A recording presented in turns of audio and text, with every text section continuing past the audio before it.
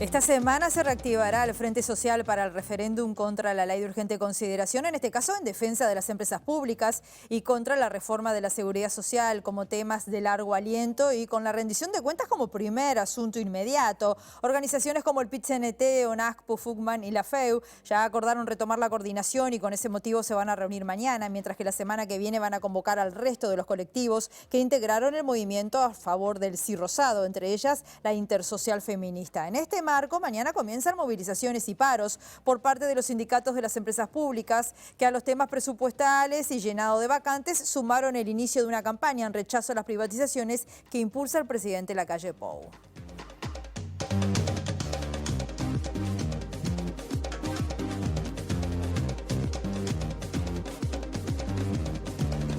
¿Qué tal? ¿Cómo están? Bienvenidas, bienvenidos a MBD Noticias. Comenzamos el informativo en un mediodía que se presenta a esta hora frío. Hay 13 grados y dice Inumet que el tiempo se va a seguir presentando durante la tarde y noche con un cielo algo nuboso y nuboso. Estamos viendo las cámaras del Centro de Gestión de Movilidad de la Intendencia de Montevideo. Tensión en Ciudadela entre Soriano y Canelones. Está afectado allí el tránsito, calle cerrada. Van a estar trabajando hasta las 4 de la tarde de esta jornada. O si no, en Justicia entre Ocuar y Pagola. También afectado, un corte total por reparaciones viales.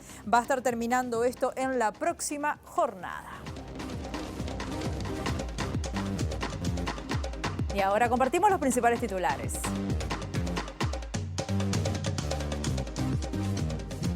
El ministro Javier García concurre a la Comisión de Defensa del Senado convocado por la oposición para explicar la decisión de no permitir el aterrizaje del avión venezolano. Esta mañana la Intendencia declaró visitante ilustre de Montevideo al director de la Real Academia Española, Santiago Muñoz Machado. El presidente electo de Colombia, Gustavo Petro, agradeció el respaldo de los 11 millones de personas que lo votaron e invitó a sumarse al cambio a quienes no lo hicieron. El presidente de Francia, Emmanuel Macron, perdió la mayoría absoluta en las legislativas de este domingo.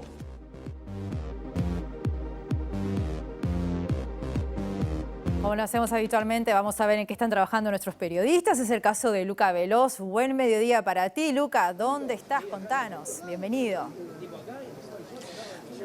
Buen mediodía, Rosina. Estamos en Suárez y Reyes porque desde las 11 de la mañana el presidente de la República, Lacalle Pou, está reunido con la bancada de legisladores de su partido, el Partido Nacional, ultimando los detalles del próximo proyecto de rendición de cuentas que se está elaborando y tiene 2 semanas el Poder Ejecutivo para presentarlo, plazo límite ante el Legislativo que lo deberá discutir.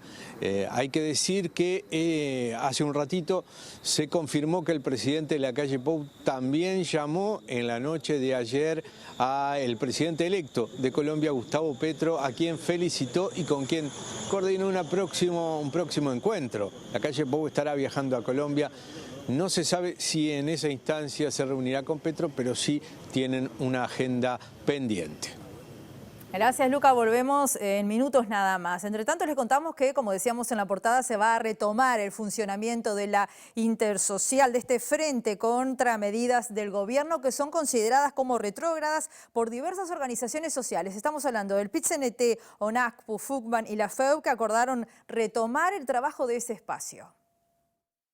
Las recientes medidas del gobierno que se consideran una ofensiva contra las empresas públicas, la reforma de la seguridad social proyectada, la política salarial y el proyecto de rendición de cuentas serán los temas centrales en el regreso de la Intersocial. La semana pasada hubo un encuentro entre integrantes del Secretariado Ejecutivo del PIT-CNT y de la Federación Uruguaya de Cooperativas de Vivienda de Ayuda Mutua, FUCBAN, y esta semana representantes de la Central Única de Trabajadores mantendrán reuniones con miembros de la Organización Nacional de Jubilados y Pensionistas del Uruguay, ONAJPU, y de la Federación de Estudiantes Universitarios del Uruguay, FEU.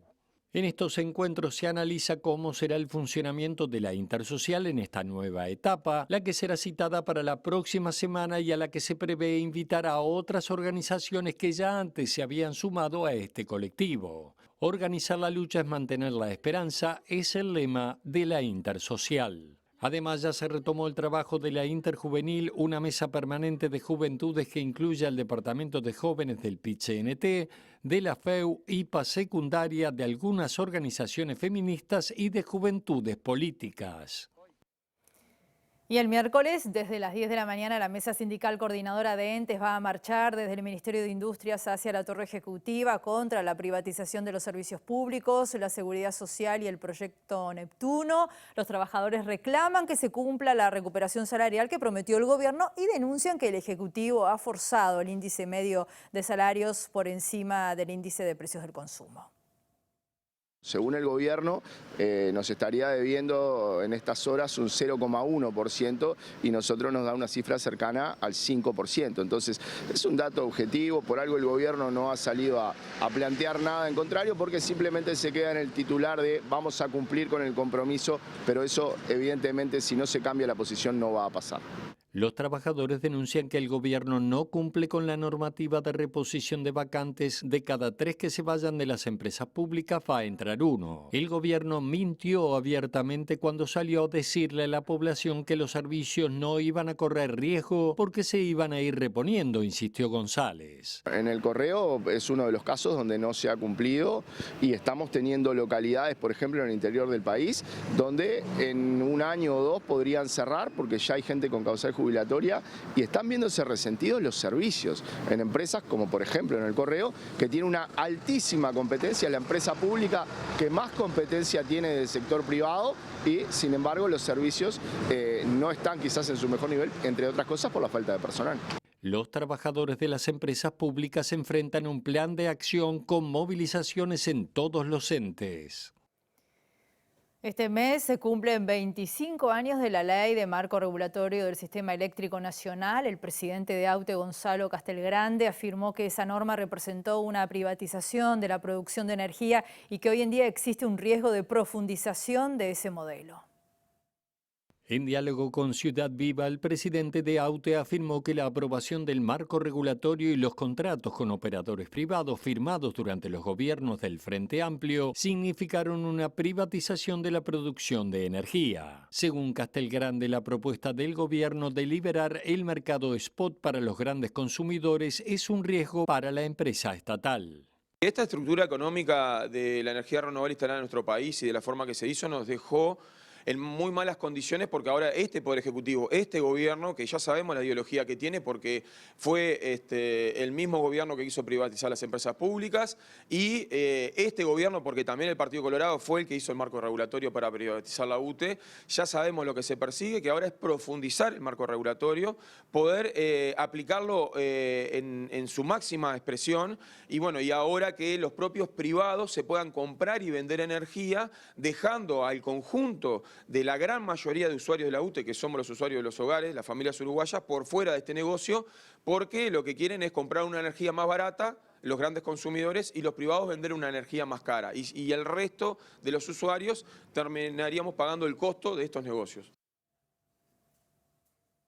La coordinadora de sindicatos de ANCAP va a paralizar mañana sus actividades. También se va a movilizar hacia la Torre Ejecutiva contra las tercerizaciones y privatizaciones que entienden se están llevando adelante por parte del gobierno. Se han continuado llevando adelante acciones que están vinculadas con ANCAP y nuestras empresas vinculadas, que nosotros son políticas que rechazamos estas políticas públicas productivas que lo que hacen es establecer que el Estado le dé tanto recursos como infraestructura a algunos privados para que incrementen sus ganancias. Nosotros esta embestida a los intereses y a los derechos del pueblo uruguayo la estamos resistiendo y combatiendo. Y lo estamos haciendo movilizándonos y colocando en la discusión, porque es eso lo principal, la discusión con todas las uruguayas y uruguayos, de cuál es el futuro y cuál es el Estado que queremos, porque las empresas públicas son una herramienta de nuestro Estado y nosotros defendemos la soberanía. Volvemos ahora al móvil con Luca Velosa. Adelante, Luca, te vemos, te escuchamos. Ya hace más de 2 horas que está reunido el presidente de la República, Luis Lacalle Pou, con la bancada del Partido Nacional. Al ingreso hicieron declaraciones el diputado Juan Martín Rodríguez, y también el senador Jorge Gandini, quienes establecieron que hay espacio para atender determinados requerimientos de parte de los organismos públicos. Esto tiene que ver con la educación, también con la seguridad, y decía Gandini que hay que atender el reclamo de los trabajadores del sector público que piden, bueno, una recuperación salarial tal cual lo prometió el gobierno. A propósito de esto, el presidente Luis Lacalle Pou también habló ayer en la celebración del nacimiento de José Gervasio de Artigas, a propósito de esta rendición de cuentas y cómo hay sectores que se tienen que atender, especialmente la educación. Lacalle Pou no habló concretamente del Ministerio del Interior, pero también está dentro de la negociación que se está registrando hoy y que después, bueno, tendrá que ir con el Ministerio de Economía. Recordemos que el Ministerio de Economía había señalado que iba a hacer una rendición gasto cero, pero todo indica que habrá espacio para una determinada negociación sobre recursos. Escuchemos al presidente de la República. Nosotros tenemos un Consejo de Ministros el 27, el otro lunes, ya para cerrar la rendición. Yo esta semana tengo una reunión con la ministra de Economía que estuvo antecedida de 2 más la semana pasada para ir redondeando, cuidando los recursos de la gente, sabiendo el nivel de déficit que hay en Uruguay, pero también entendiendo que hay que dar ciertos apoyos. Estamos terminando dónde es que se va a invertir dinero, insisto, a invertir dinero para lograr resultados que todos necesitamos, como por ejemplo, en la reforma educativa. Además de la educación, como dijo el Ministerio del Interior, es otro de los... ¿a dónde se va a apuntar y a dónde más? Por ahora, déjenme que me quede en la pregunta que me hacía tu colega. La educación es uno de esos lugares. Veremos el resto. Sobre educación también se apoyará, según trascendió, la investigación y la innovación. Esto es uno de los lugares y los recursos donde se quiere reforzar de parte del gobierno. Muy bien, muchas gracias, Luca. Ahora vamos a ir con Eduardo Delgado. Buen mediodía para ti, Eduardo. ¿Dónde estás? Bienvenido, adelante. Buen mediodía, Rosina. Estoy en la sede de COFE, estoy justamente con el vicepresidente de PIT-CNT y dirigente de COFE, con José López, para conocer las primeras reacciones de la Central de Trabajadores sobre algunas de las medidas que ha tomado el gobierno. Por ejemplo, ante todo, gracias José por recibirnos, las medidas anunciadas sobre el Internet y el posible uso de algunos cableoperadores. Bueno, la rendición de cuentas, obviamente, que será un tema central en las próximas semanas. Bueno, claramente lo que estamos viendo es, digamos, una política que no debería sorprendernos, porque es lo que esta coalición de gobierno y sobre todo el Partido Nacional ha hecho históricamente, ¿no? Una política de carácter neoliberal en la cual, por un lado, se ajusta para, de alguna manera, generar recursos, y por otro lado lo que se hace es establecer mecanismos que, bueno, en esta nueva era son de privatización directamente, pero una privatización de otra forma, no como las que se hacían en la década de los 90.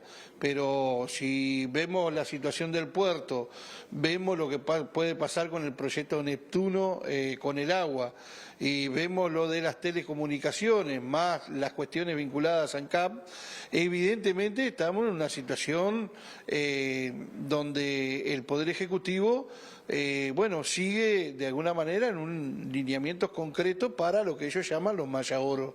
Y en ese marco, bueno, por un lado, la participación de la masa salarial en función del crecimiento económico se sigue reduciendo. Los organismos del Estado, tanto de la Administración Central como de las empresas públicas, se siguen desarticulando, y bueno, y esa es la política que, bueno, está aplicando el gobierno y que cada vez, bueno, se profundiza más. Como contraparte a esto, el PCNT ya, el secretariado ha iniciado contactos para reflotar, retomar el trabajo de la intersocial, ¿no? Que reúne además organizaciones tan importantes como FUGAN, como NAJPU, como la FEU. ¿Cuál es la intención de esto? ¿Justamente de generar, por ejemplo, un frente social contra estas medidas? Bueno, ustedes saben que el último congreso del PCNT planteó como una perspectiva de llegar al 2023 en el marco de un Congreso del Pueblo. Por lo tanto, la gestación de ese Congreso del Pueblo tiene que ser con un arco de alianza lo más amplio posible.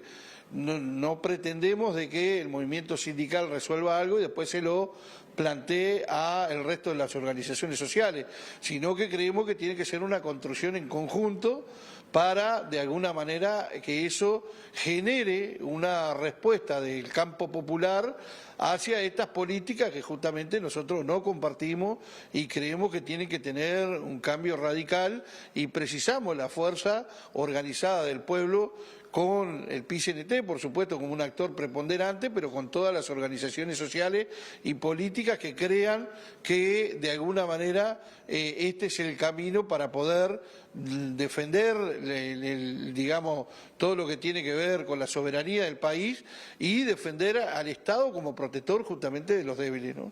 Usted hablaba, hace unos minutos, del tema que nos debería sorprender las políticas neoliberales de un gobierno nacionalista. ¿Ven en ese sentido, entonces, una repetición con otras formas, otros mecanismos del achique del Estado, de la privatización de empresas del gobierno de los 90? Bueno, es lo que se está viendo, o sea, uno ve la concesión que se hizo del puerto, el planteo que se está generando con respecto al proyecto Neptuno en la privatización del agua, esta situación que se acaba de generar ahora con las telecomunicaciones, donde después de una gran inversión que hizo el propio Estado uruguayo, se le concede a los privados, para que utilice todo eso y todavía el Estado tiene que terminar pagando.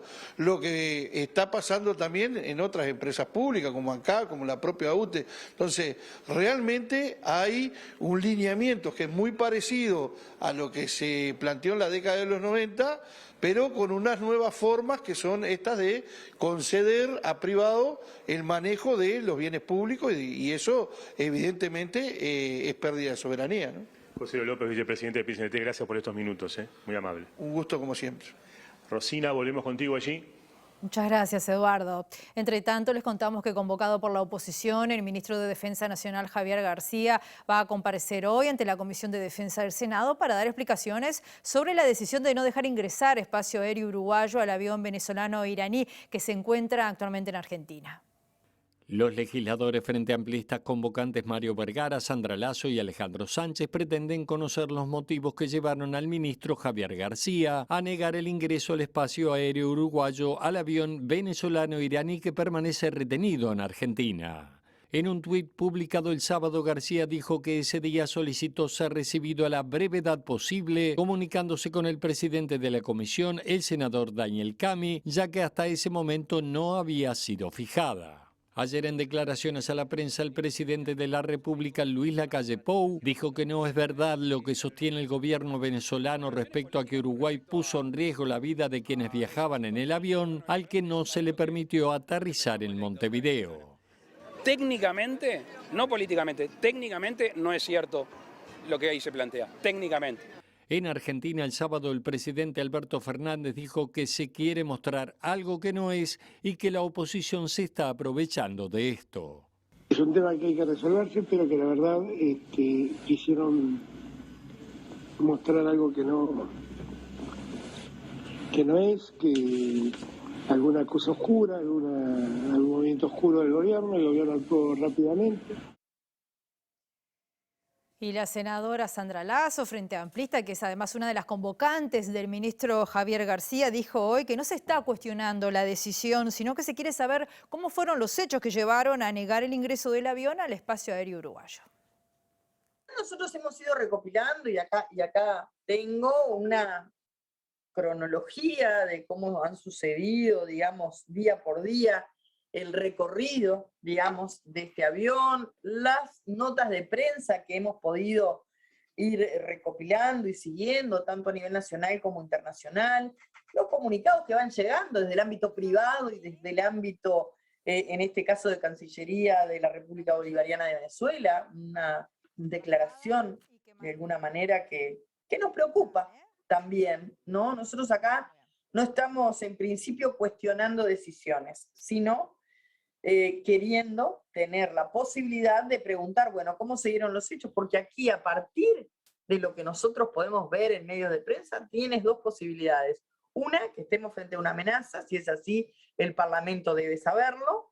Otra, que estemos frente a, bueno, una situación dudosa que termina generando una declaración de un país hacia otro y alguna suspicacia de que se podía haber violado alguna norma de tránsito aéreo.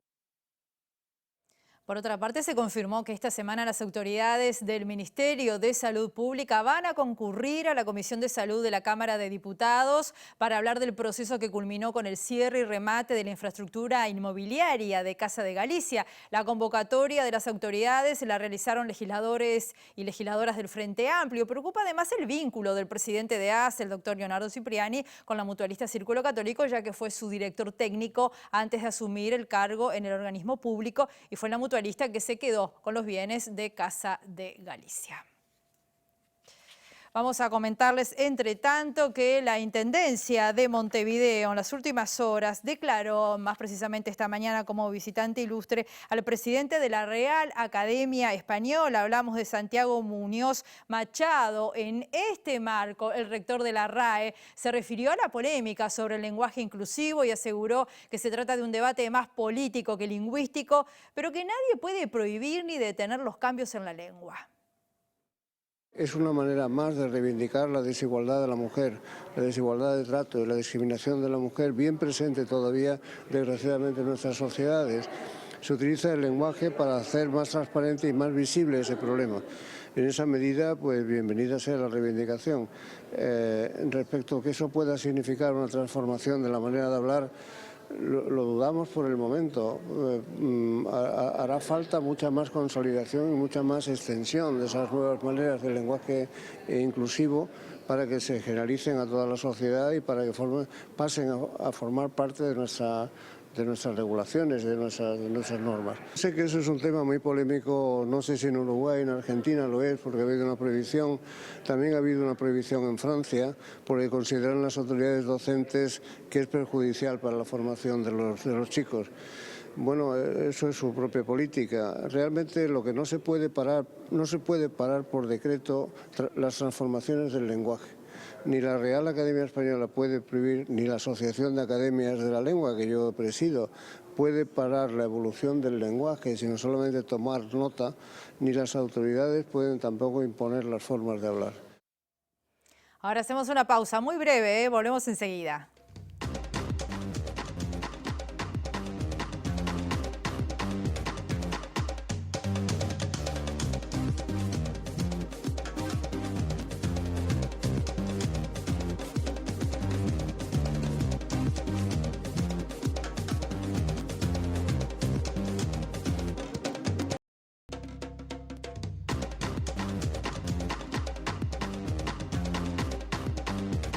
Segundo bloque de MBD Noticias, seguimos informando desde Montevideo con 15 grados a esta hora y es un buen momento para recibir a nuestro compañero Mauricio Pérez, que está en la sede de la LADI. Han pasado cosas importantes por allí. ¿Cómo estás, Mauricio? Bienvenido, buen mediodía para ti. Así es, buen mediodía, Rosina. Como tú decías, estamos en la sede de la LADI porque en algunos instantes los representantes de Uruguay y de Brasil ante este organismo van a firmar el protocolo relacionado con las zonas francas que se acordó por parte de los gobiernos de ambos países en la última cumbre de las Américas. En este caso se trata de una instancia clave porque este protocolo, la protocolización de este acuerdo por parte de la LADI dará pie a que ambos gobiernos puedan firmar los decretos que fijan el arancel cero para las zonas francas, un acuerdo que ya estaba vigente en su momento y que quedó sin efecto sobre fines de 2021 y bueno, que ahora vuelve a ratificarse, un acuerdo que para el gobierno es sumamente importante en relación a las exportaciones que salen de zona franca hacia el vecino país con arancel externo cero y también los productos que puedan ingresar con ese arancel al Uruguay. En este caso, desde el gobierno se considera que esto puede traer inversiones importantes en la frontera Argentina, particularmente en Artigas y Rivera, pero también en relación a una mejora de las exportaciones. Estaremos ampliando lo que es la firma de este protocolo en la edición central de MBD Noticias.